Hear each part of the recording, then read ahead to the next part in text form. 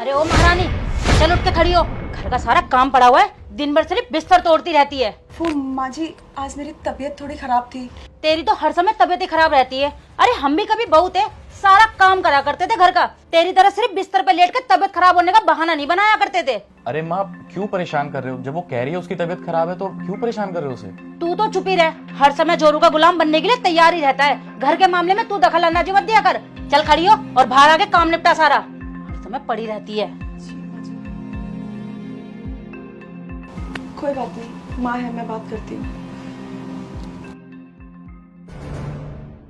अभी तक तेरी सफाई नहीं हुई घर की, और ये कपड़े कौन धोएगा? खाना खाते समय तो तेरे बहुत जल्दी जल्दी हाथ चलते हैं और सफाई करते समय नहीं चलते हैं।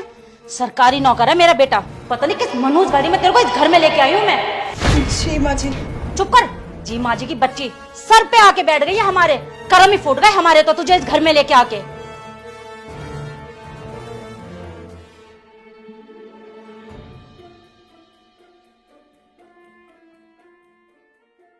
दामाद जी, अचानक कैसे आना हुआ? सासू माँ, मुझे 20 लाख रुपए की जरूरत है। 20 लाख रुपए? हाँ, क्योंकि मैं एक बिजनेस स्टार्ट करने वाला हूँ। अरे तो बेटा, वो आप अपने पिताजी से मांगिए ना। उन्हें जितना करना था वो कर चुके हैं, अब आपकी बारी है। और वैसे भी मैं बिजनेस करूंगा तो आपकी बेटी ही तो खाएगी, आपका भी कोई फर्ज बनता है या नहीं? दामाद जी, आज के टाइम में दहेज कौन मांगता है? आप मांगती हैं दहेज सासू माँ? मैं मांगती हूँ। क्यों माँ? विशाल सही तो कह रहा है ना? क्या कह रहा है बेटा तू? क्यों माँ? जब आज आपकी बेटी पे आई तो आपको बहुत बुरा लग रहा है, और दिन रात जब आप अपनी बहू को टॉर्चर करते हो, इतना परेशान करते हो, तब आपने इसके बारे में एक बार भी नहीं सोचा?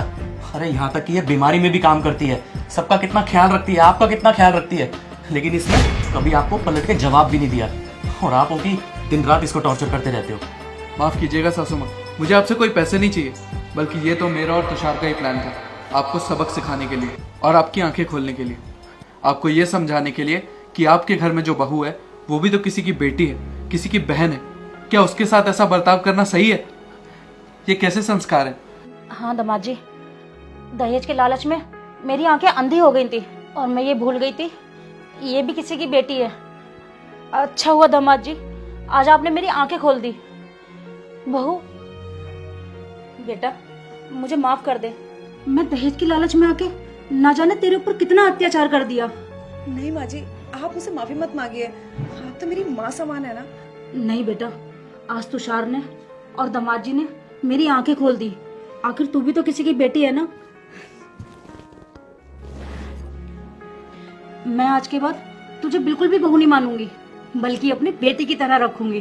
जी माँ जी। और मैं आप लोगों से भी एक विनती करना चाहूंगी, दहेज की लालच में आके किसी भी बेटी पर अत्याचार ना करें, क्योंकि माँ बाप बहुत ही अरमानों से अपनी बेटी को ब्याहते हैं। और इन दहेज की लालचों में अपने रिश्ते ना खराब करें, क्योंकि आपके भी घर में बेटी हो सकती है।